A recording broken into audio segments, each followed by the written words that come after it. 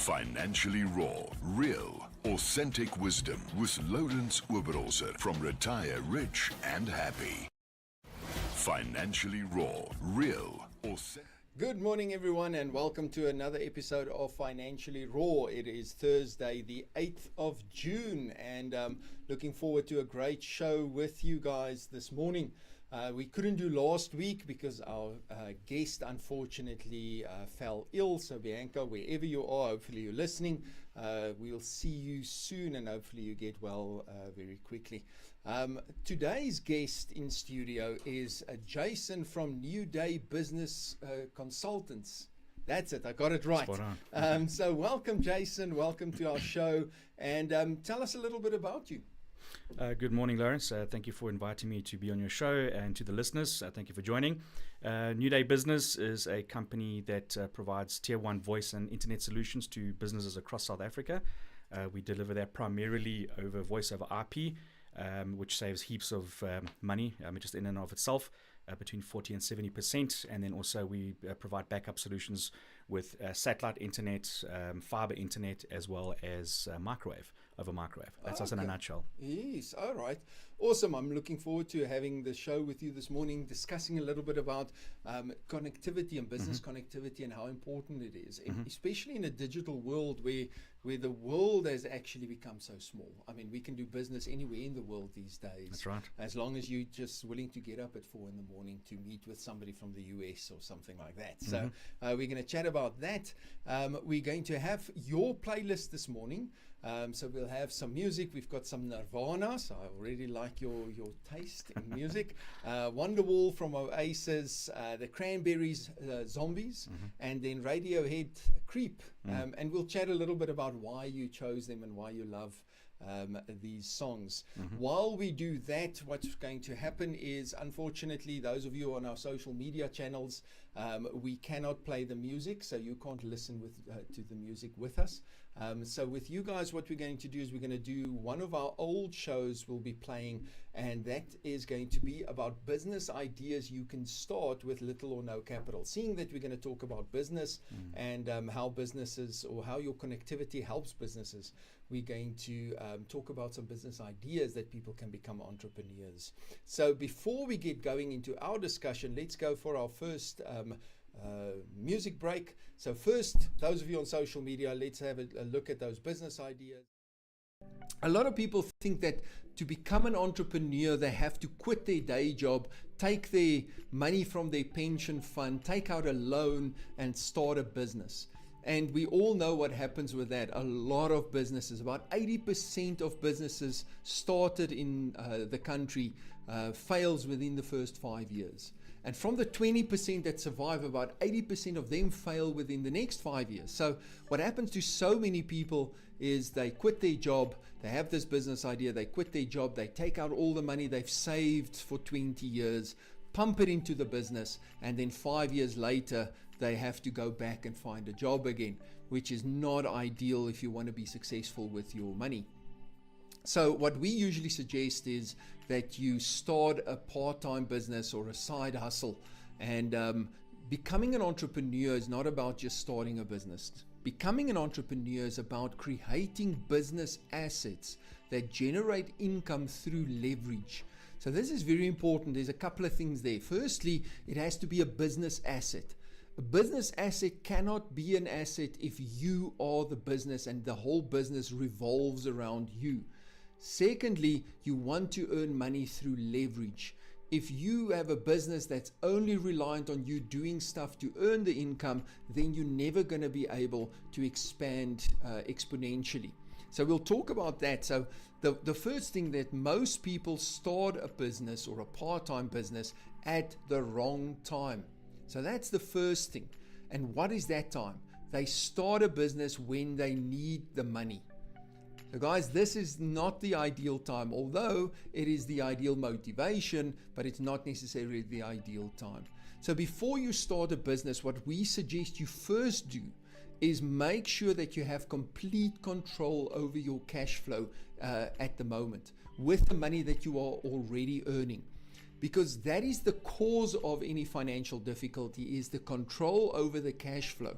If you don't address the cause and you just start a business to add more income, you're not addressing the cause, you are just addressing the symptoms, and the cause will not go away. So what happens is you can't come out on the salary that you earn, you add another 5,000 Rand a month to the pot, and then all that's going to happen, because you don't have control, you don't have a plan, your expenses will just increase, and it's going to swallow up that extra money that you're earning from your part-time business. So it's not moving you forward.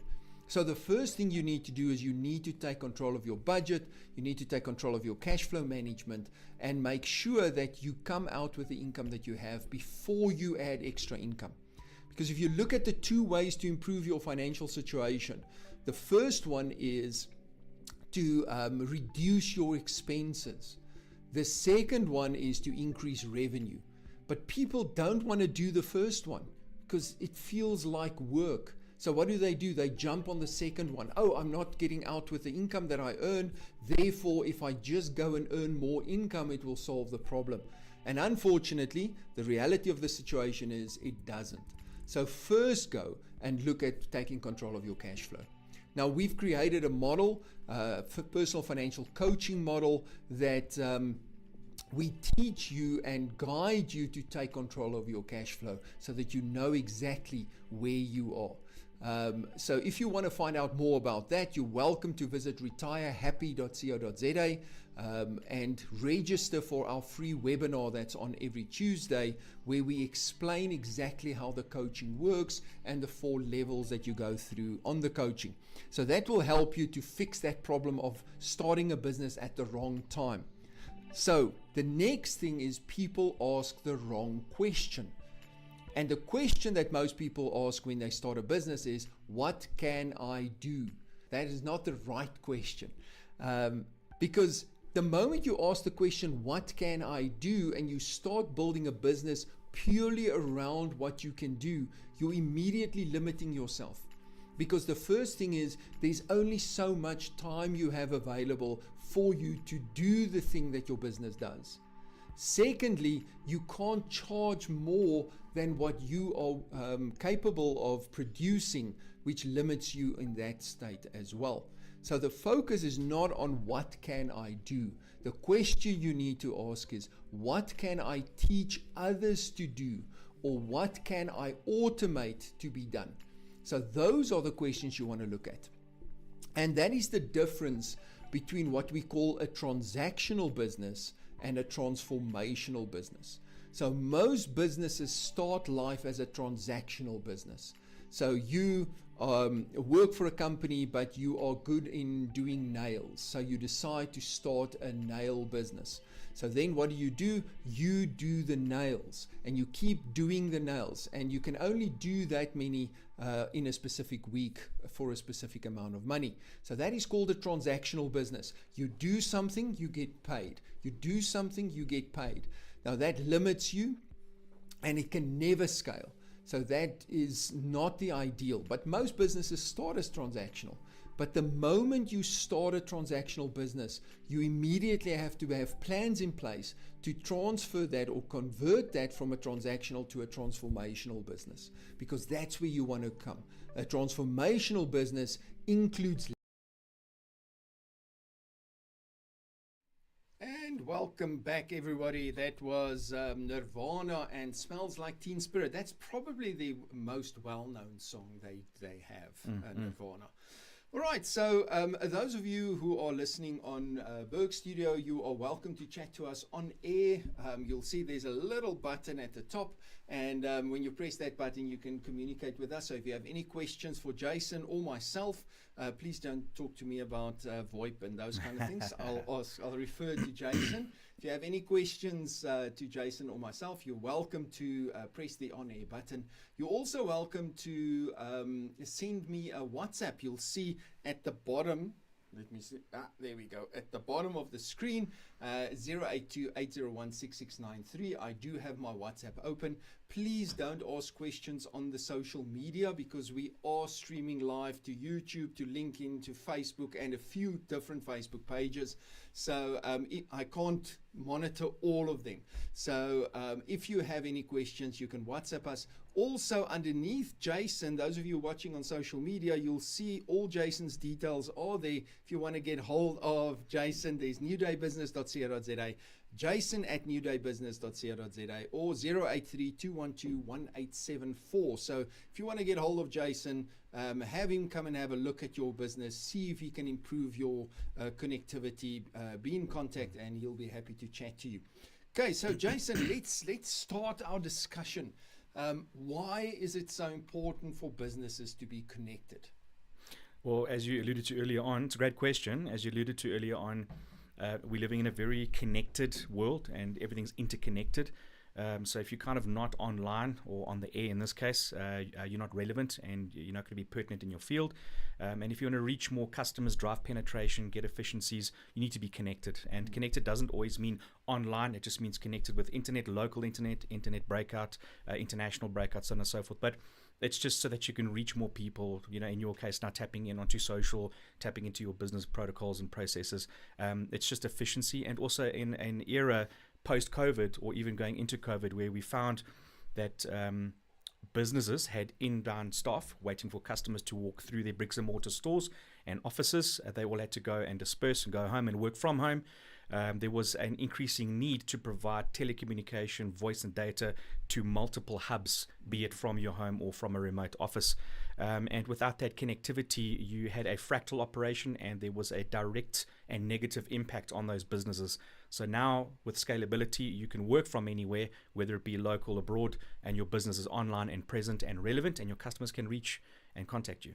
Have you seen that after the whole COVID pandemic hit, that more people were asking for higher speed internet connectivity and those kind of things because they need that stability when they do the virtual meetings and those kind of things? Absolutely. Another great question. So if you have a look at the reason for that, we are now working remotely and we needed to find a solution from the boardroom where we sat across one another, look and feel, and we could have direct and open dialogue.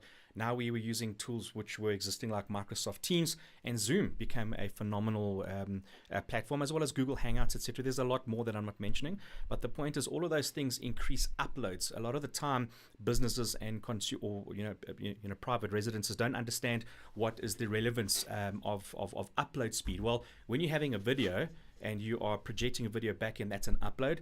And a lot of the time we go and shop for cheap internet and we always focus on the download speed. But when you're talking and pushing video back, you need upload speed to complement that. So yes, it's not always high speeds, but it's also making sure that your uplink is stable and big enough to handle that two-way traffic. That's such an important point that you're making there, that people always look at what's my speed and then 500 megs per second and then they go, but their upload speed is like 50. Yeah. Or that gets throttled and then they've moan because it still takes long for them to get something because it takes long to upload what your request or whatever before it can start downloading. Spot on. Yeah. And when you look, what happened to Skype, by the way? Because Skype was the original video calling thing. Yeah. And then when the big buzz came, why didn't anybody jump onto Skype and it suddenly blew up? Was it too late for them? Well, that's an interesting question. I mean, I don't know when last I used Skype myself. I have used it, but I can say very sporadically. And yes, you are right. It was the original, virtual meeting room. But I think as with some platforms, if they're not marketed properly as the new best thing, they might become dinosaurs or antiquated.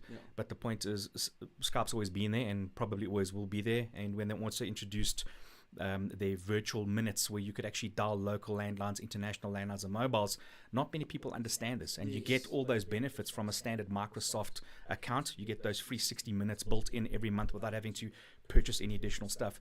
Zoom came along and said we can do all these great things which were available from the onset. And obviously it's just different marketing strategies, different generations, different people. And beta. Spot on. What happened to beta? Yeah, that's it. Yeah, that's we know why, and we won't discuss that on the show, but why beta disappeared. Off air, I'll explain. There you go. I suppose you could say the same thing about why MySpace wasn't relevant anymore. Exactly. Just gone. Yeah. So I think Skype was ahead of its time, Yeah. a little bit too far ahead of its time. Yeah. And by the time everybody jumped on the bandwagon, they just weren't. I think they were bought out by Microsoft at that time. Mm-hmm. And I just think they missed that wave. Yeah. They were a bit early for the wave. Yeah. Not that I'm a surfer, so I don't always understand what the timing with waves are. Same here. But they missed their wave. Mm-hmm. Okay, so what happens? What do you see when you work with businesses that don't have proper connectivity, that battle? What are the typical symptoms you see when you go into a business, so that people who are listening can look at their businesses and say, oh geez, I pick that up as well in my business, and start realizing that you could fix that for them? What are those symptoms? Okay, let's kick off. It'll be a two-part response. We'll start with the voice and then segue into the internet elements. So if we have a look at, back in the day, we're talking about things in the past. We saw, we used to use terrestrial cables underground, and before optic fiber came out, we were all rocking, fixed or wired telephone systems. Yes. You'd walk into an office, there'd be a lovely, beautiful half a car's worth of extensions and switchboards and cables, and there'd be somebody answering those phones. And there was a need for that back in the day. And you still find people using these systems today. And when you see that the incumbent is, stripping away those cables, or cable theft comes along, there's breakage in voice, so customer can't always reach the office. You might lose customers because, you are unreachable. And not everybody wants to send an email or a WhatsApp. Some people want to pick up a phone and sort out a problem right now. All right. So the solution then for that would be then to look at something that is, cloud-based. We all hear about this mythical cloud. You update, you're uploading stuff into the cloud and it just works. And that's exactly what it does. You don't have to worry where it goes, so long as you know that it works. And you can deploy these things anywhere across the world, local and international hubs and POPs and all these fancy words. So at the end of the day, with those efficiencies, then come cost savings as well, because technology is always updating and getting better, every couple of months. That takes care of the voice element. On the voice, we do like to move over to voice over IP because you're already using data at the office anyway, right? If we then move on to the second part of the question, one of the pain points you find in businesses is that as a startup, a SOHO, a SME, whatever your classification is, a lot of the times when we are solopreneurs, we go and get cheap off the the shelf stuff. Why? Because cash flow is something we need to look at, and as entrepreneurs, we must focus on burn rate. What's your cash flow and all these fancy things, but we'll leave that for another show. I'm not a financial person, but at the end of the day, we tend to take what's the most affordable thing to plug a problem right now. And if I am sitting in front of a customer and I'm providing a proposal which is 100% perfect for what they require it for, one of the objections that get thrown back is, oh no, the price. Why is business fiber more expensive than residential fiber? And that's a very simple answer. Simple to understand, but difficult to articulate, I guess. But if you understand that business fiber has a lower, it's got a lower contention ratio, so 1:1, 1:4 maybe. All that means is there's less people pulling data from that pipe of data. At home, it's got a high contention ratio. There's more people that are able to use the fiber and pay subscription fees to drive down the cost. And you find that, that's economies of scale and efficiencies. So you can get, 50 meg up and down line, download, upload for between 800 and 900 Rand, right? But at the office, it can go 2, 3, 4, 5,000 for 50 and up. And the reason for that is you're getting dedicated, lower failover, and higher uptime. And that's what you need in a business. So between 8 o'clock and 5 o'clock, that's classified as business peak. You don't want to have latency and buffering and irritation with staff, and it just is a very frustrating thing. And again, can cause issues in your business operations, and that could be the difference between capturing an order or having to repeat an order. Yeah. So imagine you are a network operator and you're signing up customers, and you have to keep on recapturing a 10-page document, and it keeps on buffering. That's frustrating. So rather pay for a perfectly suited product to drive the right behaviors and efficiencies. When would you, what size business, and I know this is a very difficult question to answer, but when would you suggest to a small business owner to go over to a business fiber line instead of just have fiber to the home? Because I think a lot of businesses run through fiber to the home because it's such a big discrepancy. Which kind of businesses would you suggest? Listen, I would say you guys need fiber to the home. Okay.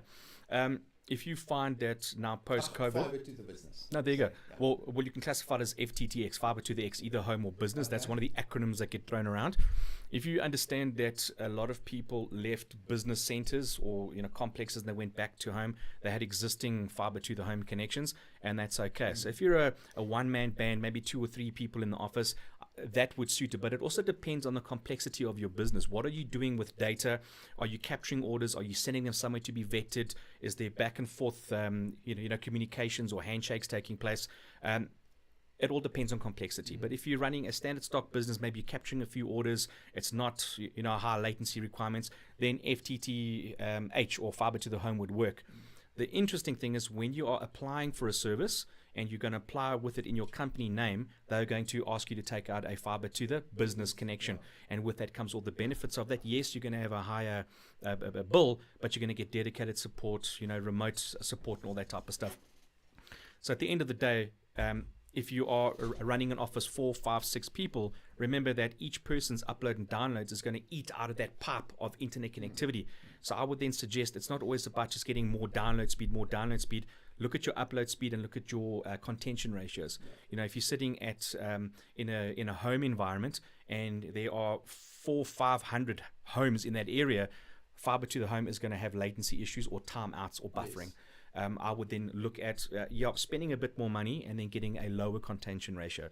Okay, so now I'm going to ask you an interesting question because I think a lot of people listening don't really understand.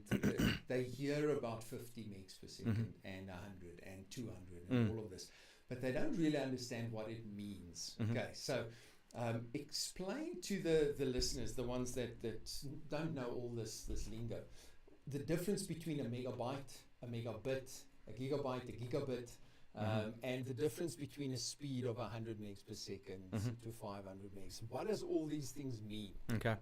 When you're moving, it's all about streaming. So you're on the internet or you're moving data from a file to another file. So that's a difference between streaming, which is bytes, and then bits. If you're moving data from your external hard drive to a computer. Yes.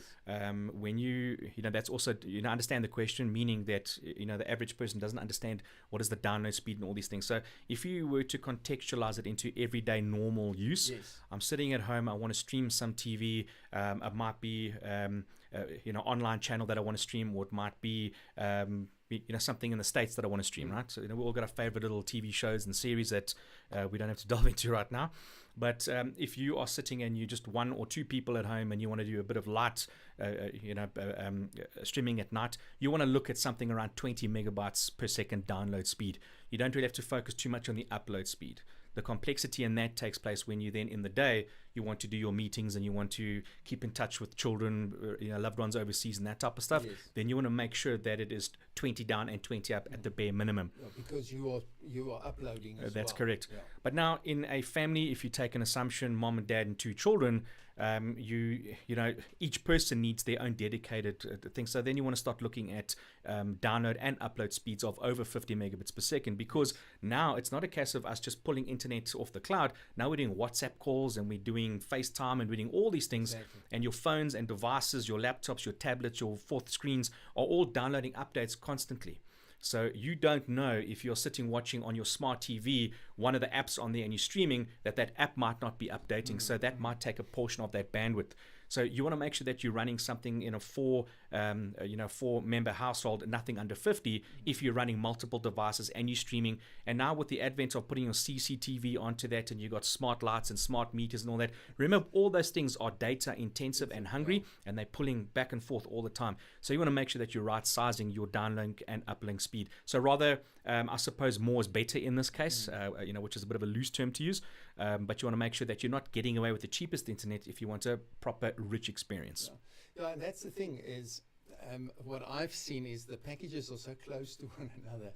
You can almost go indefinitely, because if you go 20 to 50 is like 100 Rand difference a month. Then from 50 to 100 is another 100 Rand. So you're like, is it really it's that bad? I'd rather get 100. 100 to 200 becomes a little bit more. Yeah. So very quickly, like me, I'm spending a lot, but I've got like 250 or 300 megs per second at home. But I don't want to battle. Yeah. That's the one thing. Yes, That's correct. That's the most You want a annoying decent thing. and rich user experience, right? Now, how do you guys, as New Day Business Consultants, help clients? Now, before you answer, we're going to go for a short music break. We've also got a question here for you that Excellent. we'll come and discuss. Let's go for a short music break. When we come back, we're going to talk a little bit about how your business actually helps companies to do this Okay. and get them more efficient. Yeah. Make sure that they save money. I always remember that.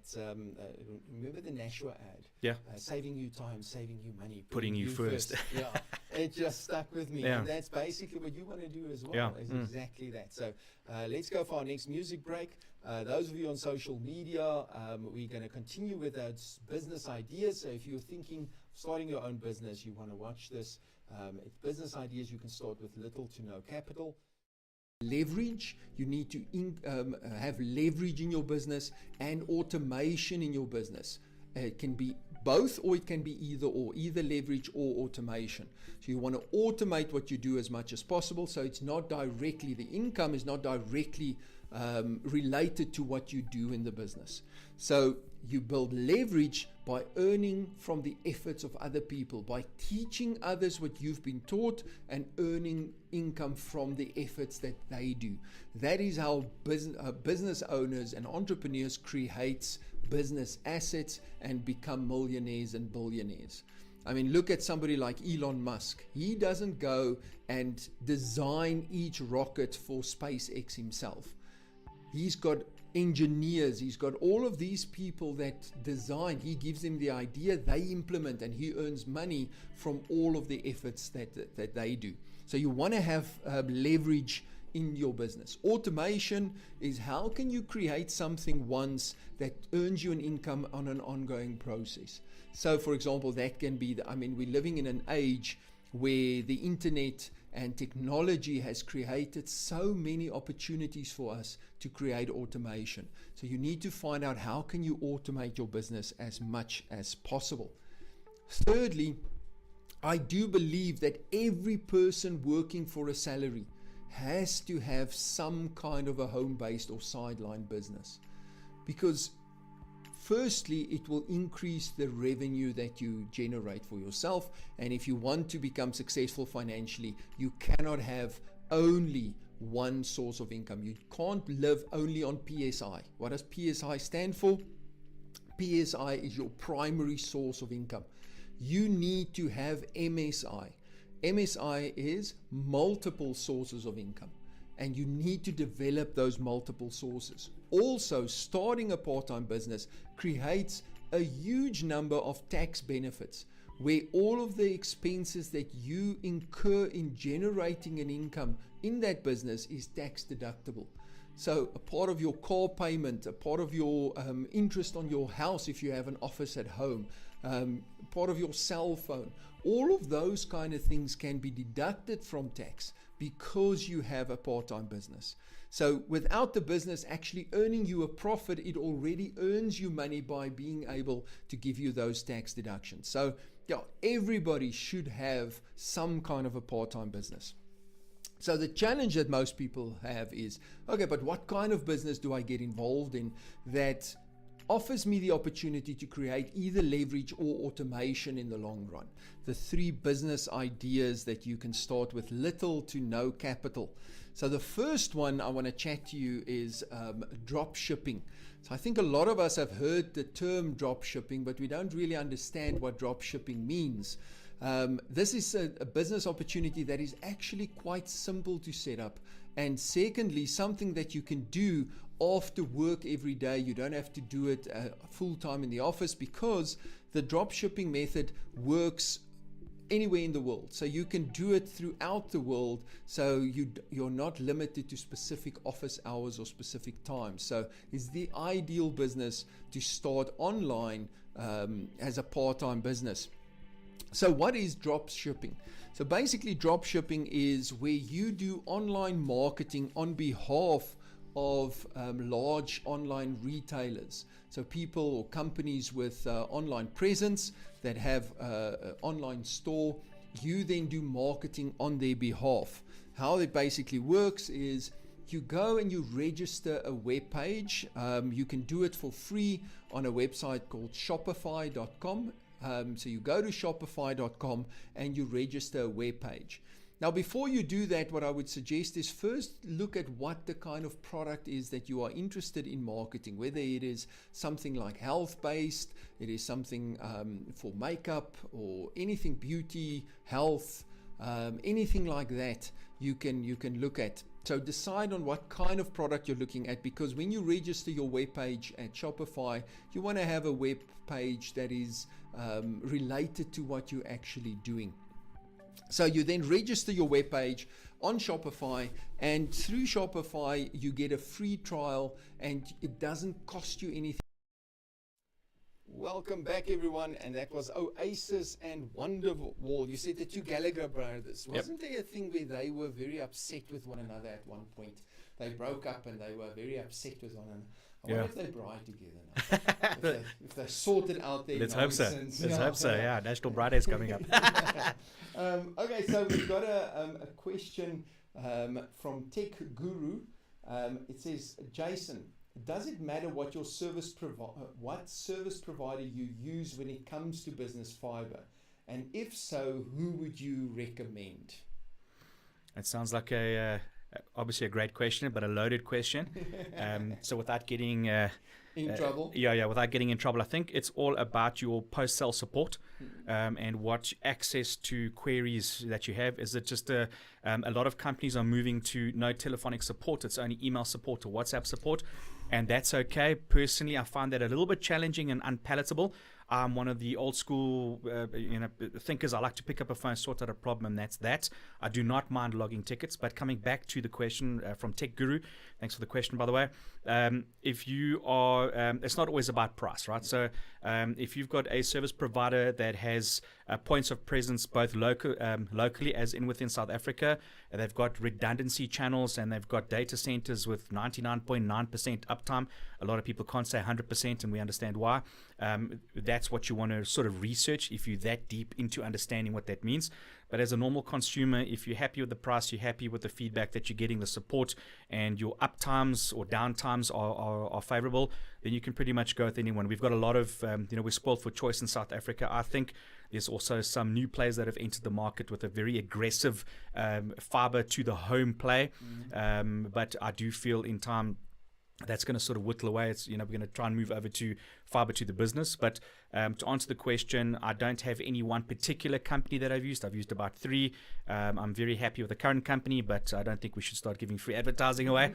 I'm happy to take that question offline and have a chat with Tech Guru offline. But I think the most important thing outside of price is if you're happy with post-sale support, and if they come back to you, and resolve your queries, then stick with the guys, And if you are applying for fiber, you're applying for a service, and it takes them 2 weeks to get back to you and those kind of things. You want to avoid them. My question is always, if I'm battling to get service from you when you're still wanting to get my money, how am I going to get service from you once I've paid you? Red flag number 1. Exactly. Tech Guru, there's Jason's details are on screen. If you are listening on Berg Studio, Jason, just give your number again for the people not watching on social media that can't see the screen. Okay, so I'll give my landline number. It's 010-500-700. I'll give myself a number as well. 083-2121-874. And then your email address. It's jason@newdaybusiness.co.za. Okay, so you are welcome to send Jason an email or get in contact with him. He will be happy to come and chat with you. I've got a question relating to what you've just said, but I just want to read a message that Fricky sent. He said, we make use of Jason and his business. This guy is awesome, and I will recommend him to all small business. Thanks for another excellent show. Thanks, Fricky. Thanks for always supporting us. And thanks for the good testimonial. Yeah, thank you, Fricky. I must be honest, the way Jason has helped us save money as well, massive amounts of money against our old system. Again, we won't mention companies. Interesting challenge. So here's the question. And this is another thing that I pick up that a lot of people don't understand, is the role players that are involved in getting you internet connection. Because people don't understand that you have your ISP is different than the guy that does the fiber, the guy that brings the fiber into your house. And then you have your service provider like you guys. So maybe give them an overview of who the different role players are and how everybody fits in and what their responsibilities are. Okay, if we use a classic example, I suppose we can talk about Johannesburg. It's the land of the complexes. So essentially what will happen is there's basically three elements to your internet connectivity. As a customer, all you care about is being able to surf the net or stream some popular show. But the steps involved in getting that is you've got to apply for a service somewhere. You'll find that a lot of the infrastructure companies have a wholesale and a retail or a resale component, retail I mean, and then you've got the service provider whose job it is to go and find customers and then provide the internet connectivity in the form of subscriptions to that infrastructure partner. The reason why that is done is to deploy fiber networks and to deploy microwave and satellite and all this type of stuff is very cost intensive. It takes a lot of capex, and the infrastructure company wants to recoup that money in as short a distant time frame as possible. But then once they've got the infrastructure, they need the ISP then to deploy connectivity down that pipe or the optic fiber. So you basically got three elements to it. You got the resale, the SP, you got the infrastructure partner, and then the ISP itself that provides the internet connectivity. Okay, so let's just put that into specific words. Yeah. So your person that does the infrastructure, that's usually your Vumatels, Dark Fiber Africa, Evotel, yeah. And that's usually in your area. You don't have a lot of choice. No. They usually get an area, and that's what you've got. And they deploy. Yeah. So people need to understand that if they say, I want to go with Vox, or I want to go with what's the other one? iAfrica, Web Africa, yeah, or Vuma, whatever. yeah. That's just the ISP. It's not actually them giving you the internet. No. Your internet or your fiber is supplied by a Vumatel. Yeah. What's the Telkom one? I always forget. I actually don't know.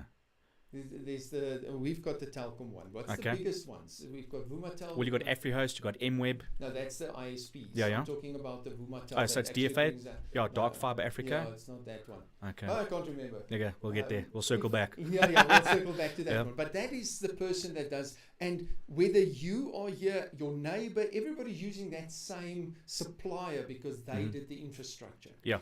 Then you have the choice of who your ISP is. Yeah. And that's where your AfriHost, Yeah. your Vox, and your Web Africa, and all of these guys come in. That's correct.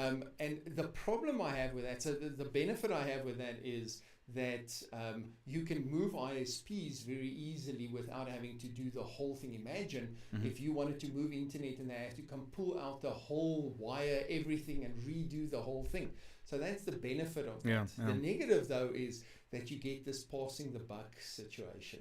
You phone the ISP, I don't have fiber. And no, but it's the supply. It's Vumatel or whoever. And they could start running. How do you manage that you don't get this situation where the one says it's the other one's fault and vice versa?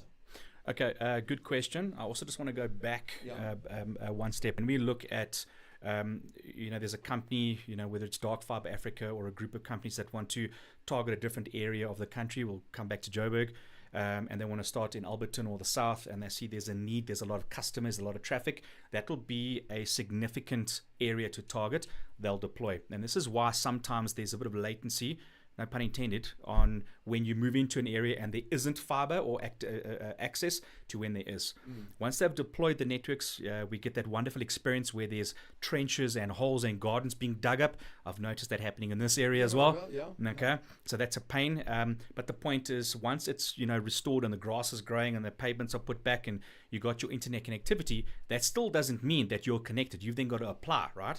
So what then happens is once the infrastructure, and that just means the cables and the POPs and the nodes and all the fancy technical stuff, once that's been switched on, you've then got to apply to a service provider to go and then say, I would like this package, that package.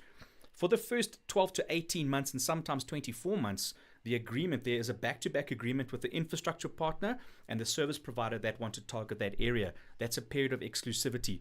Once that period falls away after a year or two, you will then see when you go back onto the site, there'll be more service providers like the Frogfoots and all this other stuff as well, that are prepared to invest in that area strategically. So then you'll see more areas come up. And the most common way you experience that is you'll say, I live on 123, Shepston Drive, whatever. You're going to type it in, it says, you're not covered. And then a couple of weeks' time, now you're all of a sudden covered, but there's been no activity around you. That just means certain service providers have now reached out or started leveraging that infrastructure that is in the ground, the cables and the optic and all that. So do the service providers have to pay like a capital outlay to get access to the infrastructure developers? Absolutely. Okay. And once that period's done, or once they reach zero break even, then they sort of open it up, and then they industry language means they become the dump pipe. They just open it up to all the service providers, and that's how they make their money, lower percentages. Okay, awesome. All right, we have another question here from Ryan says OpenServe. That's the one I couldn't remember. Ryan, thank you very much. Yes. Well done. Nailed it. And then Metro Fiber he mentioned as well. Yes, that's one of the bigger ones as well. Yes. So Gertjie from Randfontein says, why is there still areas in our country that still battle to get fiber at home? Is this due to bad local municipality infrastructure, or the fact that the different providers choose area most profitable for them? That is an absolutely brilliant question, by the way. Thank you very much for that.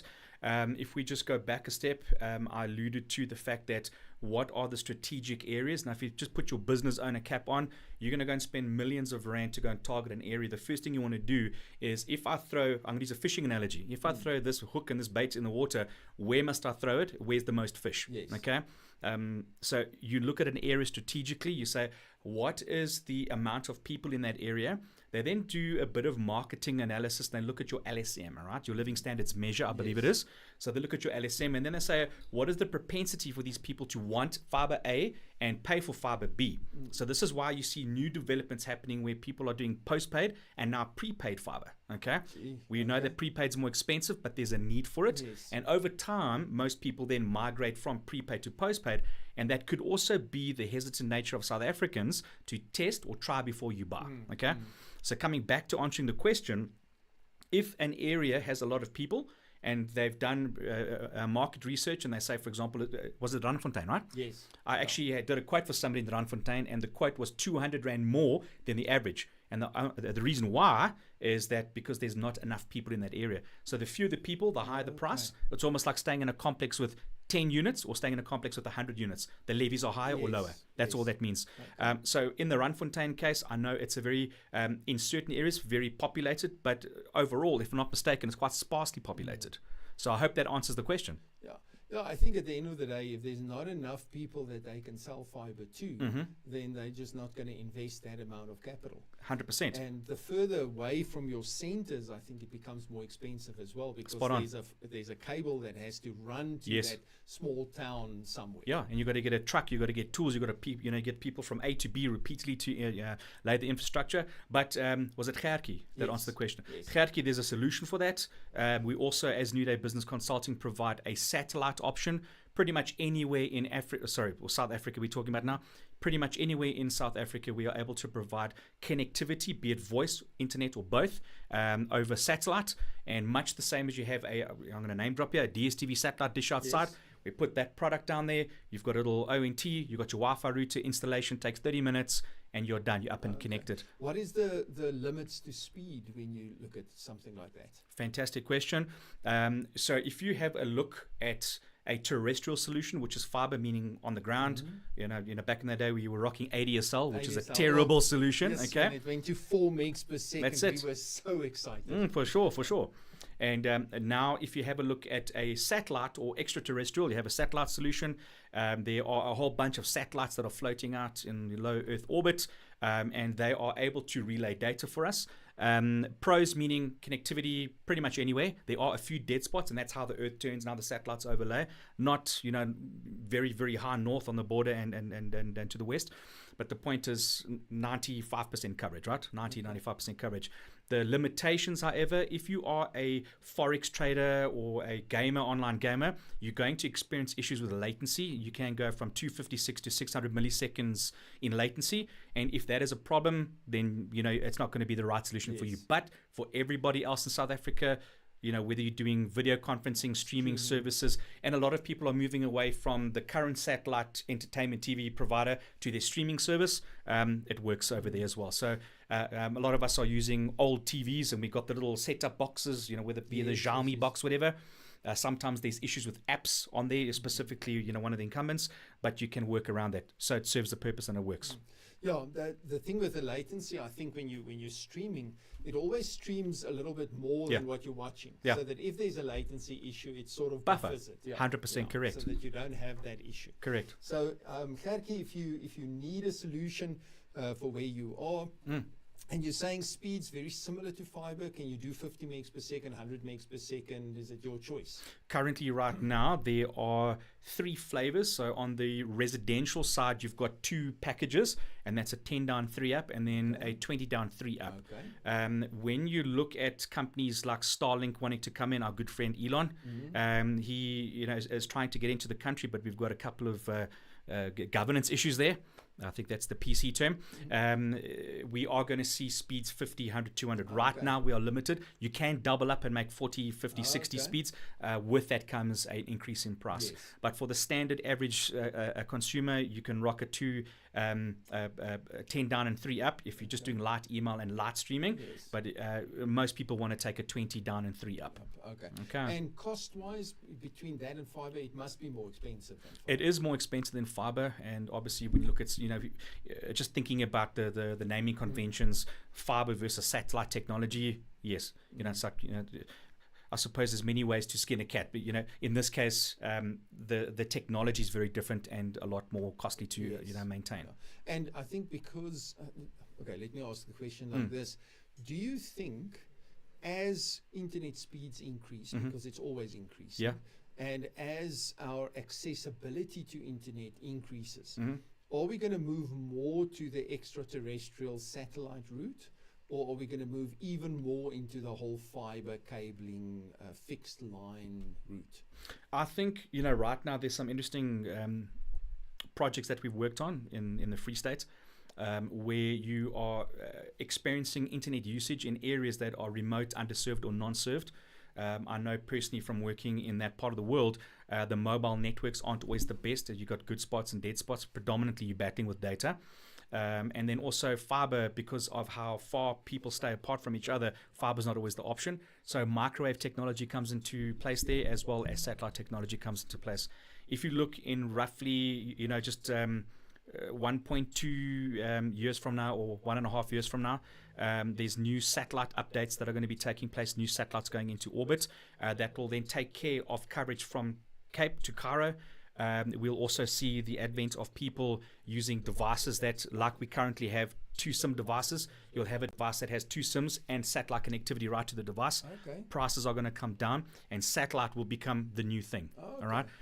Currently, you find that the people in the sailing or yachting industry, use Starlink and all sorts of devices, and that's quite expensive. But pricing overall will come down. The more more adopters take up the product. Yeah.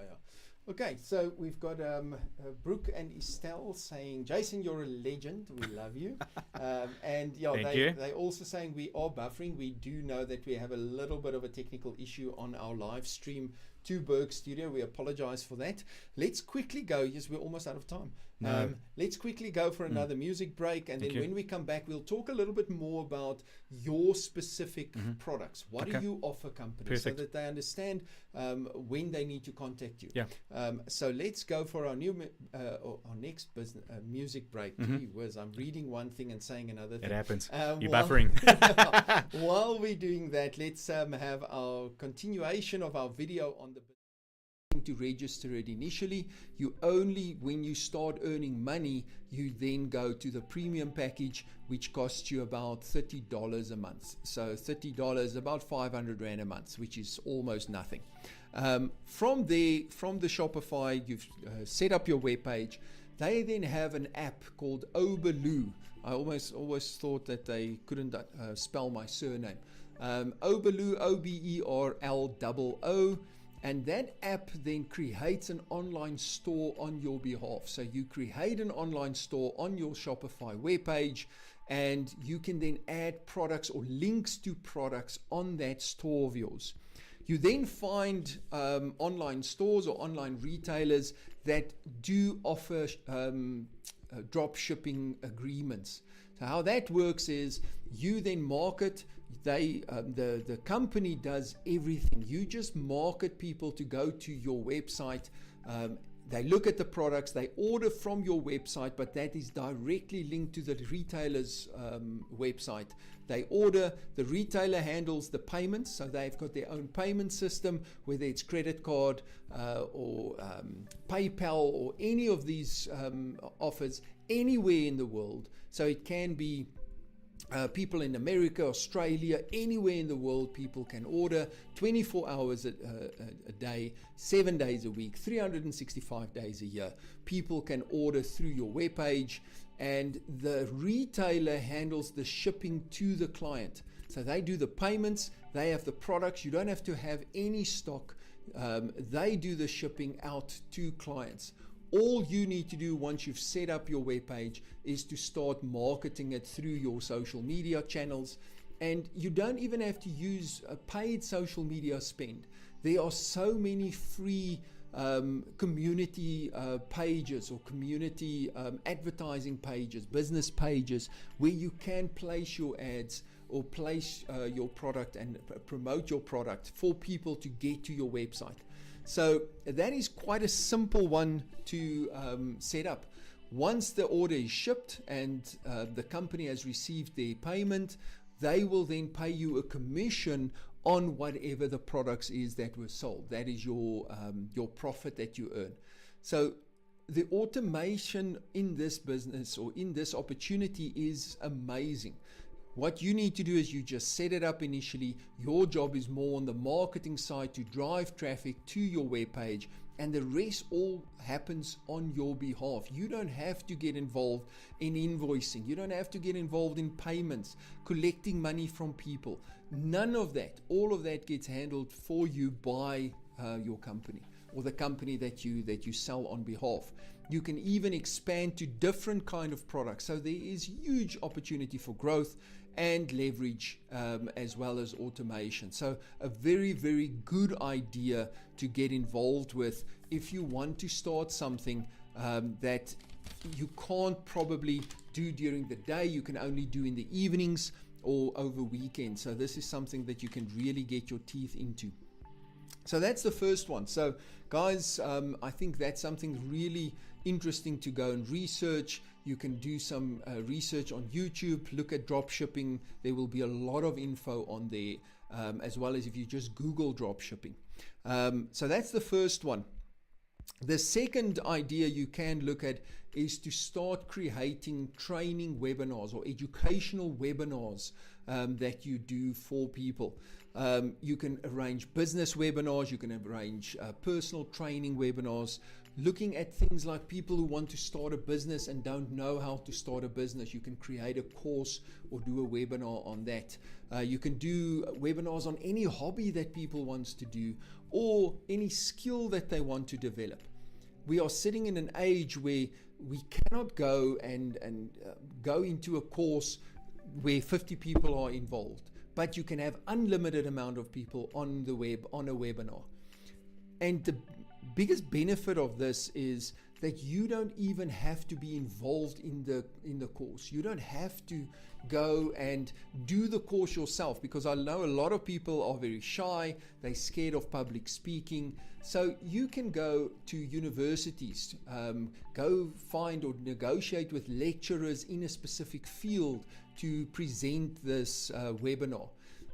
You don't even have to pay a lot for the setup of the infrastructure, the webinar platform, the design and everything.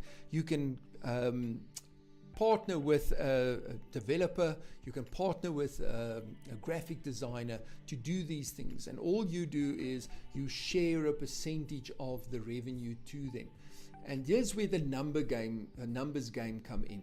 If you can have a webinar for an hour, you charge 500 Rand per person, and you have 100 people that attend that webinar, that is 50,000 Rand for 1 hour's worth of work. So it generates a hell of a lot of leverage. And welcome back, everyone. That was the Cranberries and Zombie, one of the greatest songs of the, what's that, late 80s, early 90s? Early when 90s. It came out? Early 90s Yeah. when it came out. It was brilliant. We have another comment from Celeste. She says, we need more of this. Please, Lourens, get him on a second show. He is opening a new world to us. Fantastic, Celeste. We will definitely have Jason back. I mean, we looked at some of the points we wanted to discuss. I don't think we've gone through one properly. We just started talking about every little thing.